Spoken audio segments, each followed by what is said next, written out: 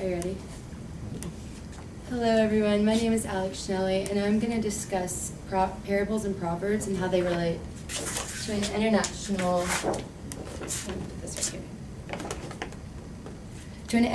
intercultural business setting. To start off, let's say you're a person from the United States and you're in a business meeting at Japan. And let's say you want to start off your presentation and quote a parable and say, the squeaking wheel gets the grease. This would be a horrible impression because this proverb implies that the person who stands out and is the most vocal will be rewarded. But this is a huge mistake because in Japanese culture, they have a huge emphasis and belief that the group is much more important than the individual. They have a proverb that states, the nail that sticks up will get knocked down. So this reiterates the fact that they believe that no individual is more important than another individual. This is a good example of two very different cultures and how proverbs differ from country to country. Saying the wrong thing in a business setting can make or break your business deal, so you have to make sure what you say is appropriate. To better understand the significance of proverbs and parables across the countries, I decided to focus on two main countries, the United States and Japan, since they both are huge international business contenders, yet they do vary significantly. The authors Lillian Chaney and Jeanette Martin of the book International Business Communication defined a parable as a story told to convey a truth and moral lesson, and a proverb as a saying that expresses a common truth. In other words, they're well-known sayings of people in particular regions that express their values and beliefs, and they do vary everywhere.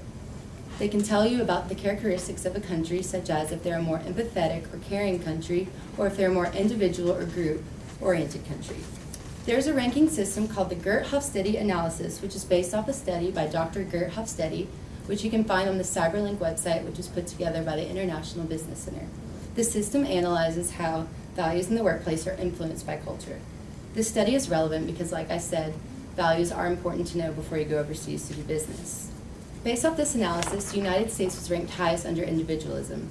We have some proverbs in our country which state, he who holds the gold make the rules, and the early bird gets the worm. People in the United States are very, very focused on individual success, and they believe this comes from individual accomplishments. On the other hand, Japan was their lowest ranking was individualism.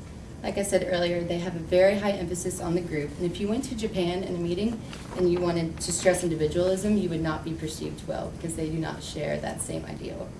Another way in which they differ is in uncertainty avoidance, which is the level of tolerance of uncertainty in society.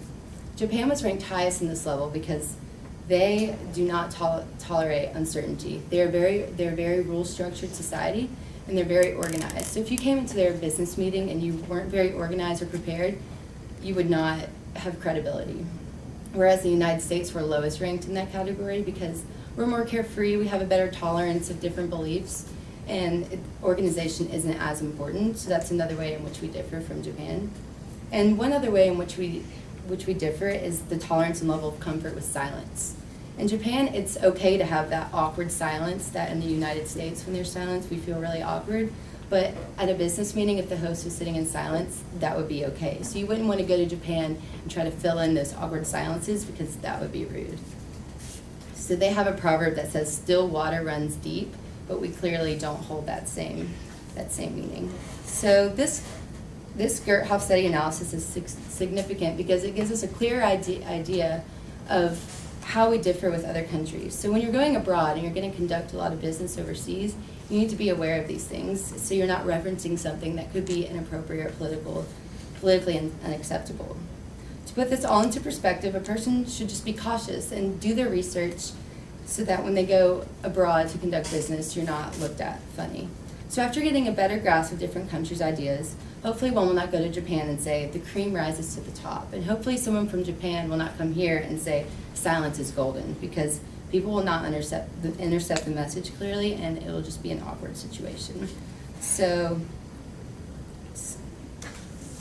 when knowing the particular country's background, mishaps can be avoided, such as stating an inappropriate proverb, and business meetings will go more smoothly. So I just made this poster. Japan focuses on the group, and United States focuses on the individual. So thank you for listening. Have a good day.